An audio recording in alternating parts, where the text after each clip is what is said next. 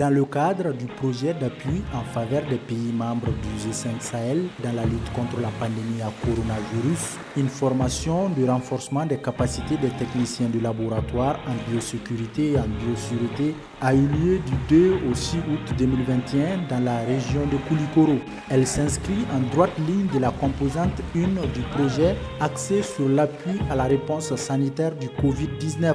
Cet atelier a regroupé 25 techniciens de laboratoire et 4 experts nationaux. Les objectifs visés par cette session de formation sont la mise à niveau du personnel impliqué dans la prise en charge du Covid-19 dans les communautés vulnérables, y compris les personnes déplacées, la formation de 25 techniciens de laboratoire en biosécurité et biosécurité dans les districts sanitaires de la région de Koulikoro, le partage des pratiques appropriées pour la réduction au minimum des risques d'infection acquises en laboratoire. Le directeur général de l'Institut national de santé publique explique pourquoi cet atelier a été initié. Dans le cadre de l'épidémie de la Covid-19, on sait que le risque de transmission nosocomiaux, si on veut le dire, c'est-à-dire au niveau de ceux qui manipulent les échantillons de prélèvement, sont assez importants. Et donc c'est pour cette raison que cette formation, c'est pour permettre aux laborantins qui travaillent avec des risques, avec des germes extrêmement dangereux, comme le coronavirus, de pouvoir être outillés pour voir comment est-ce qu'ils doivent se protéger et protéger leur environnement et protéger bien sûr le cadre dans lequel ils travaillent. La rencontre a enregistré la présence du coordonnateur point focal du G5 Sahel qui a profité de l'occasion pour rappeler le contexte dans lequel est né le projet, dont plusieurs volets sont consacrés à la formation du personnel sanitaire en ligne de bataille contre la pandémie à coronavirus. Chaque pays du G5 Sahel a élaboré un plan de riposte. Et ces plans de riposte ont été envoyés à Nouakchott, au secteur exécutif, pour prendre en compte ce que les pays ont demandé. C'est intéressant que le G5 Sahel a sollicité la BAD pour l'accompagner dans sa réponse au plan de riposte. En ce qui concerne la santé, ils ont initié des formations en biosécurité, en gestion des déchets. Les modules enseignés sont variés et adaptés selon la coordinatrice de la formation.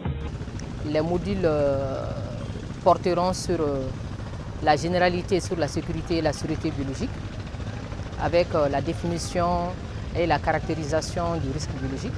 Ensuite, le port et le retrait des équipements de protection individuelle. Ensuite, le prélèvement, le conditionnement et le transport des échantillons Covid. Ensuite, la gestion des déchets biomédicaux. À la suite de cette formation, les participants ont reçu chacun des kits de déversion biologique pour mettre en pratique dans leurs laboratoires respectifs les notions apprises durant cette formation. Donc ce kit contenait un show avec des petits matériels comme des pinces, des broches pour ramasser, des pinces pour prendre des verres, les verres cassés, les objets cassés, des papiers absorbants, de l'eau de javel également. Et évidemment avec une pelle pour ramasser les produits, les déchets. Donc ce kit constitutionnel, ces différents éléments-là qui va les permettre déjà d'emblée de pouvoir pratiquer en cas de déversement, de pouvoir gérer ces déversements directement dans leur laboratoire. Après les 5 jours qui ont duré la formation en biosécurité et biosécurité, les agents sanitaires bénéficiaires se disent désormais outillés à intervenir convenablement en cas de déversement de produits dans un labo. Ils assurent qu'ils feront bon usage des matériels reçus. Une fois arrivé dans mon labo, je vais faire le compte rendu à mon chef, puis aux membres des gens qui sont dans mon labo avec lesquels je travaille. Je vais leur passer les informations pour qu'ensemble, nous tous, nous arrivions à gérer en cas de versement d'un produit dans le labo. Par exemple, lors de l'habillement des EPI, il y a certaines conditions qu'on ne pratiquait pas, mais au cours de cette formation, on nous a appris à comment bien les porter et comment bien les enlever sans nous contaminer. Au sortir de cette formation, nous sommes vraiment outillés par rapport au renforcement des capacités sur la biosécurité et la biosécurité. Après cette formation, on nous a doté en kit par rapport au déversement des liquides biologiques au niveau des laboratoires.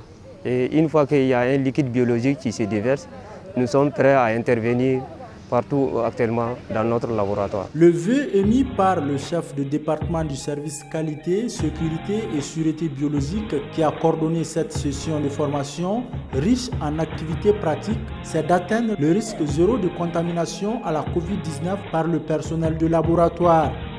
Les bénéficiaires de la formation, il faudrait qu'ils appliquent ce qu'ils ont acquis comme connaissance.